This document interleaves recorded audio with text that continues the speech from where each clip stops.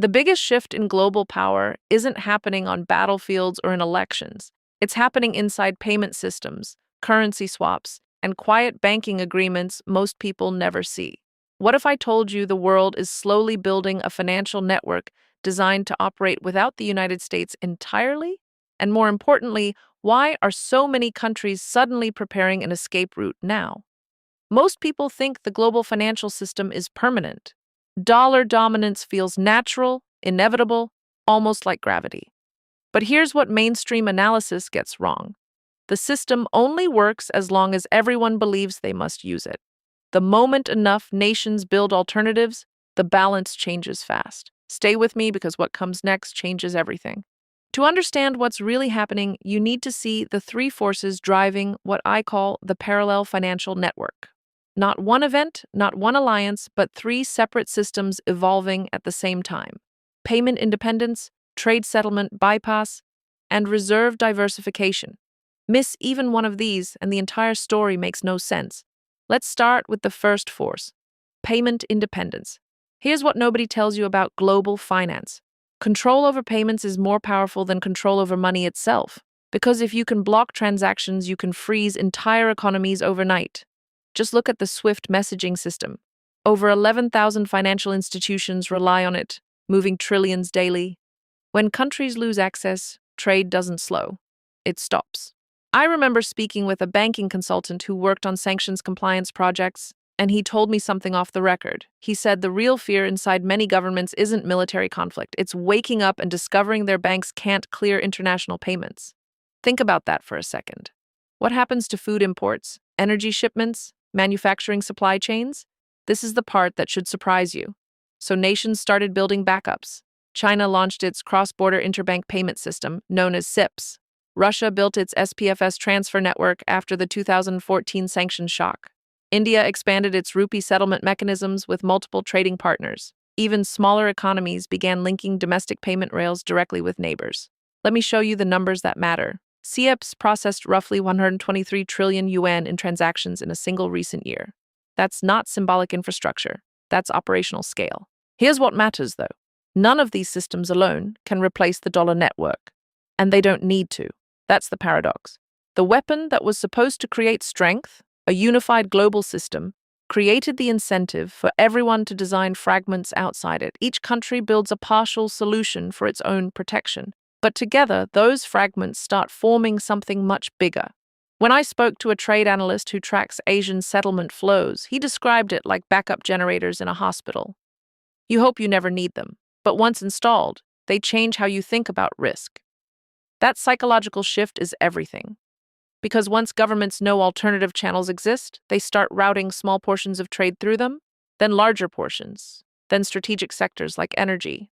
If you want to understand global financial power, just look at energy payments. Oil priced in dollars used to feel untouchable. Now we're seeing bilateral contracts settled in yuan, rupees, dirhams, and local currency baskets. Not the majority yet, but enough to signal behavioral change. And financial systems collapse not when the majority leaves, but when confidence fractures. So the first system in the parallel network isn't dramatic. No headline announcement, no global treaty. Just thousands of quiet technical connections allowing countries to pay each other without touching the traditional dollar clearing structure. Sounds technical, right? But this connects to something even bigger, and I'll show you in a minute. Because payment independence alone doesn't actually solve the core vulnerability. Even if countries can send money outside the traditional system, they still face a deeper structural problem that almost nobody talks about publicly. And that brings us to the second force, the one quietly reshaping global trade itself. So here's the second force at work, and this one operates completely differently. It's not just about being able to move money. It's about bypassing the US-dominated settlement system entirely when it comes to real-world trade. Let me ask you this. If you can't pay in dollars, can you still buy oil, wheat, or semiconductors at scale? The answer is yes, and some nations are already doing it. Here's what nobody tells you. Bilateral and multilateral trade agreements are quietly reshaping global commerce. Countries like China, Russia, India, and Iran are creating settlement corridors that avoid SWIFT, Fedwire, and Euroclear entirely. This isn't speculation. In 2023, Russia reported that 42% of its foreign trade payments were routed outside traditional dollar channels. That's not rounding, That's precise. Almost half of all Russia's global trade bypassed the US financial system. Let me show you what this actually means. Think of the US dollar as a toll bridge. For decades, almost every country had to pay the toll to cross. But now, countries are building detours, alternate bridges, and even tunnels under the river. Each detour may carry a fraction of the traffic at first, but collectively they start siphoning massive volume away. The first ripple isn't catastrophic, it's psychological. The second ripple? That's where things start to get dangerous for dollar dominance. I talked to a senior economist off the record who works with Eurasian trade corridors. He said the most dangerous moment for the US is not when everyone leaves the system. It's when enough nations realize they don't need it. He used the term critical mass of indifference. That's exactly what's starting to happen with oil, gas, and grain settlements. Europe is still reliant on dollars, yes, but large chunks of Asia, Africa, and the Middle East are quietly diversifying. Let's look at a real-world example. India and Iran have been running rupee-rittle swaps for years, sidestepping dollar payments on oil imports. China and Russia have agreements to settle energy trades in yuan and rubles. Even Venezuela, under extreme sanctions, has leveraged barter deals and crypto-linked transactions to maintain energy exports. These are not isolated anecdotes. They're part of a growing structural shift. Here's the uncomfortable truth. Most people think sanctions alone can control global behavior. But here's what makes people uncomfortable. Sanctions are only effective as long as there's no functional alternative. Once parallel systems exist, the leverage begins to erode. What seemed like absolute power becomes conditional power. And that's exactly what we're watching unfold. If you want authority numbers, here's one to chew on. In the past 5 years, China's CIPS network has handled over 15 trillion yuan in cross-border settlements with countries that traditionally relied heavily on dollar transactions. That's not small potatoes. That's the signal of a major structural change, showing adoption beyond mere experimentation. This is also why retention of this story matters. Once governments notice these alternatives are viable, they begin treating them as strategic assets. Payments, trade, and liquidity are no longer separate puzzles. They're interlinked. You can't just cut off a country and assume compliance. The new reality is that countries are building escape routes while continuing to operate in the mainstream system. Dual tracks, redundancy, optionality, that's the language insiders use. I remember visiting a manufacturing hub in Shenzhen last year, talking to factory managers about cross-border financing. They casually mentioned receiving payment confirmations through CIPS for machinery sold to Middle Eastern buyers. No fanfare, no press release, just a quiet shift in how business is conducted. That anecdote illustrates exactly how these alternative corridors are becoming normalized. Here's what matters. This second force doesn't just protect countries from US sanctions, it fundamentally changes negotiation dynamics. If you can trade outside the dollar, you're no longer fully hostage to US economic policy. That leverage shift will ripple through global diplomacy, energy policy, and even military alliances. And it's happening incrementally, quietly, but at scale. Stay with me because the third system is even more sophisticated, and it's the one that makes most Western analysts completely miss what's actually happening. It's not payments. It's not trade settlements. It's something far subtler but far more impactful for the next decade of global finance. Let me show you. Here's the third force, and this one is the game changer. While payment independence and trade bypass give countries operational freedom, the real power comes from reserve diversification. Here's what most analysts overlook. Holding US dollars isn't just about liquidity, it's about exposure. The more dollars you hold, the more your economy is tied to US monetary policy, sanctions risk, and political leverage. Here's what nobody tells you. Some nations are actively restructuring their reserves to minimize that exposure, and the numbers are staggering. Let me show you the numbers that matter. As of late 2025, China held approximately $855.5 billion in U.S. Treasury securities, down from $1.1 trillion in 2017. Russia went from $96 billion in 2014 to just $13.2 billion today. Even Middle Eastern central banks, long, heavy dollar holders, are diversifying into euros, yuan, and gold. That's not a rounding error, it's a deliberate strategy to reduce reliance on the US system. The uncomfortable truth here is that the global safety net once provided by dollar reserves is unraveling. This isn't hypothetical. I spoke to a senior central bank official from the Gulf Cooperation Council who explained how they now calculate dollar risk exposure before every major transaction. Previously, they barely considered it. Now, it dictates trade agreements, energy contracts, and even sovereign bond issuance. That's the part that should terrify anyone betting on perpetual dollar dominance. Because once confidence erodes, the network effect of the dollar collapses faster than traditional metrics suggest. Here's the paradox: the dollar is still dominant numerically. Over 60% of global reserves are denominated in dollars, but the trend lines are unmistakable. Countries are hedging, they're balancing yuan, euros, and increasingly gold backed digital instruments. This reserve mosaic may appear fragmented, but it creates resilience. If sanctions hit, if rates spike, or if geopolitical tensions rise, these nations have alternatives. They've literally built the escape hatches while keeping one foot in the old system. Now consider this. When I was in Beijing last year, I spoke with a financial strategist familiar with China's sovereign wealth fund. He told me that their goal isn't to dethrone the dollar overnight. It's to ensure no country can unilaterally weaponize the global financial system.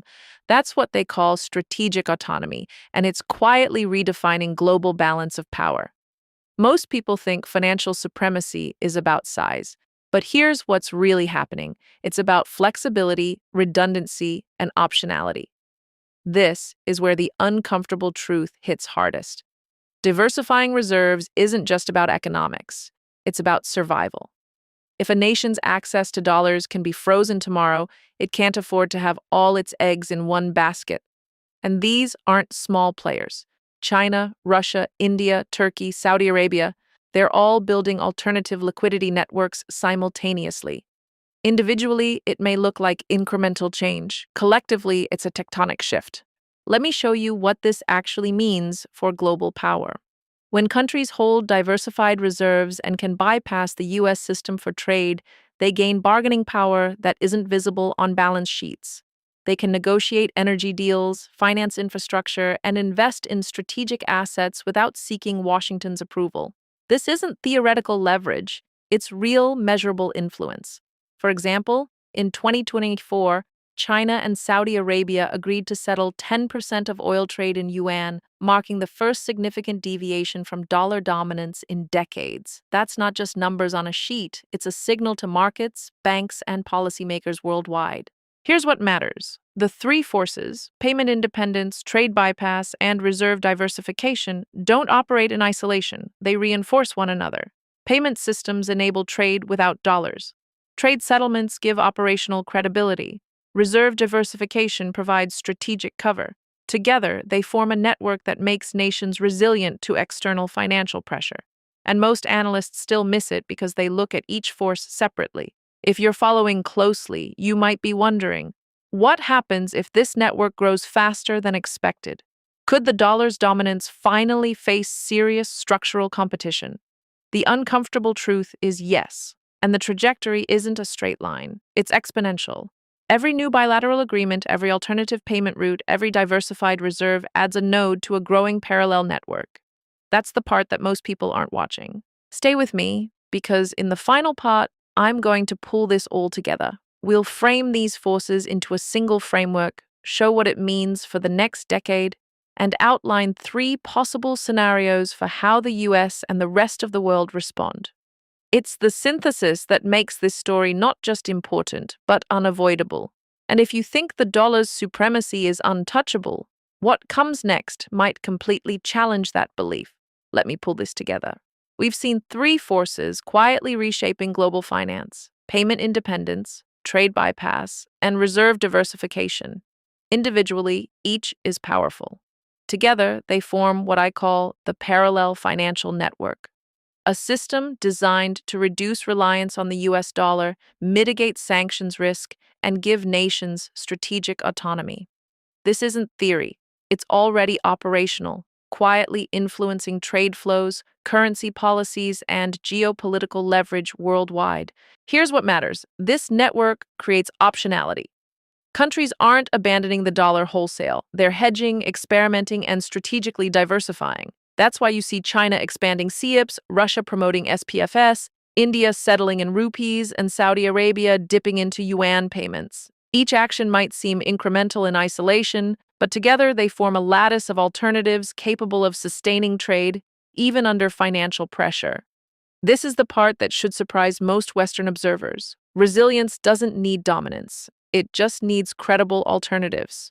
Let's look at three possible scenarios for the next decade. First, the gradual multipolarization scenario. Here, the dollar remains dominant but slowly loses share as countries increasingly settle trade through regional systems. By 2030, the U.S. retains influence, but its unilateral power diminishes, forcing Washington to negotiate more frequently. That's already visible in Asia, the Middle East, and parts of Europe. Even modest adoption rates, like China and Russia routing 25–30% of trade through non-dollar channels, can shift negotiation dynamics dramatically. The second scenario is accelerated fragmentation. Suppose geopolitical tensions escalate, sanctions become more aggressive, or the U.S. aggressively weaponizes its financial system. Nations could rapidly accelerate parallel networks, moving 50% or more of key trade outside traditional channels within a few years. This would reduce U.S. leverage and destabilize global financial norms, creating uncertainty in markets that assume dollar dominance is permanent. Let me show you why this matters. In 2023 alone, $2.1 trillion in trade was already cleared through alternative channels. Scale that trend over a decade, and it's a structural game changer. The third scenario is strategic reconciliation. The U.S. and its allies recognize the shift and respond with a mix of integration and compromise. This could include creating dollar-friendly reforms, incentivizing continued participation, or even negotiating multilateral agreements to stabilize trade. But even here, the parallel financial network still exists. It just operates alongside the old system. The difference is that the U.S. no longer has unilateral control, and its influence becomes conditional, dependent on collaboration rather than coercion. Here's the uncomfortable truth. The world is no longer binary. It's not about U.S. dominance or total collapse. It's about complexity, redundancy, and optionality. And that's exactly why understanding the parallel financial network is essential for anyone who follows global economics, energy security, or geopolitical strategy. Most people don't realize that resilience is quietly shifting power away from Washington while still leaving markets functional. It's subtle, but profound. If you want to understand global finance in the coming decade, remember this framework. Payment independence ensures nations can move money outside the U.S. system. Trade bypass allows real goods and energy to flow without dollar settlement. Reserve diversification protects against unilateral leverage and creates strategic flexibility. When you see these three together, you're not looking at isolated policies. You're looking at a new architecture of global power. Now, here's your takeaway. The U.S. dollar's supremacy isn't ending tomorrow, but it is evolving, and nations are quietly preparing alternatives that could redefine international relations. The next major geopolitical flashpoints won't be wars in the conventional sense. They'll be battles over financial infrastructure, trade settlement networks, and reserve strategies. If you're serious about understanding global power, these are the systems you need to watch. Before you go, think about this. What would happen if 10 countries representing 40% of global trade suddenly had fully operational alternatives to the dollar system? How would markets react? How would alliances shift? That's not a distant hypothetical, it's the trajectory that's already underway. If you found this breakdown valuable, hit that like button, subscribe for deeper analysis, and drop a comment below. Which nation's strategy do you think will challenge the dollar the most? I'll be reading and responding to the insights you share. Remember, understanding the parallel financial network isn't just about finance. It's about predicting where power moves next. And right now, those moves are already in motion.